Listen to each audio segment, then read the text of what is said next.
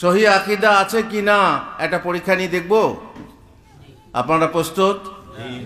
উত্তরটা আমি দেব, আপনারা খালি হাত তুলে সমর্থন করবেন যে উত্তরটা সঠিক না ভুল, মুখে বলবেন না।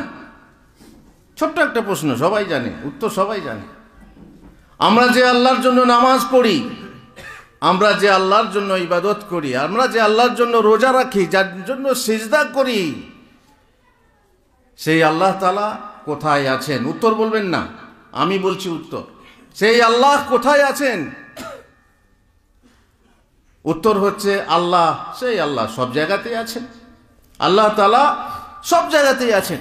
এই উত্তরে কে সমর্থন করছেন? কে কে হাত তোলেন দেখি। কে কে কে কে সমর্থন?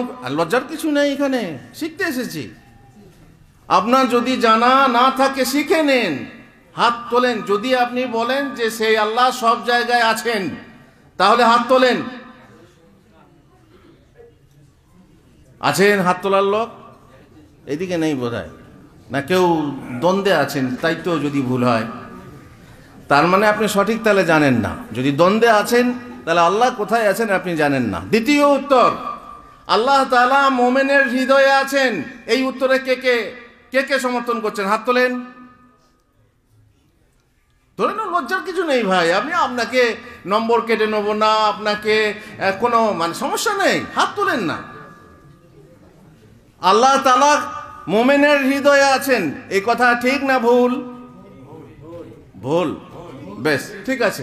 আর একটা উত্তর বলছি, আল্লাহ তাআলা কোথায় আছেন কেউ জানে না বাবু, কেউ বলতে পারবে না। আল্লাহ তাআলা কোথায় আছেন কেউ জানে না। এই কথায় কে সমর্থন করছেন? হাত তোলেন। এতে নেই? বেশ, তাহলে সঠিক উত্তরটা কি? আর রহমানু আলাল আরশি ইস্তাওয়া। তাহলে যারা ভুল বললেন আগে, তারা সবাই গাওয়া, তাই না? যারা হাত তুললেন, বুঝতে পারলেন? তা বলে লজ্জা করে আর দ্বিতীয়বার হাত তুলবেন না তা নয়, আবার হাত তুলবেন। ঠিক আছে, আবারও প্রশ্ন করছি, তাহলে সঠিক উত্তরটা কি হলো? আল্লাহ তাআলা আরশে আজিম আছে। আরশে আজিম কোথায়? কুরসির ওপরে। কুরসি কোথায়? ওয়াসিয়া কুরসিয়ুহুস সামাওয়াতি ওয়াল আরদ, তাই না? সাত আসমানের ওপরে। সাত আসমান কোথায়? এই যে নিচের আসমান দেখছেন, গ্রহ নক্ষত্র সবকিছু। আজকে আপনাদের আকাশে একটা আলো দেখা গেছে, কেউ কেউ বলছে এলিয়ানরা এলো নাকি, হামলা করতে আসছে। হ্যাঁ, তো এই সাত আসমান, এই পৃথিবীর যে আসমান, এটাকে কি বলা হয়? সামাউদ দুনিয়া, নিচের আসমান। এইভাবে এই গ্রহ নক্ষত্র পার করে প্রথম আসমান, তারপরে আরো এক আসমান, এইভাবে সাত আসমান, তারপরে কুরসি, তারপরে আরশ।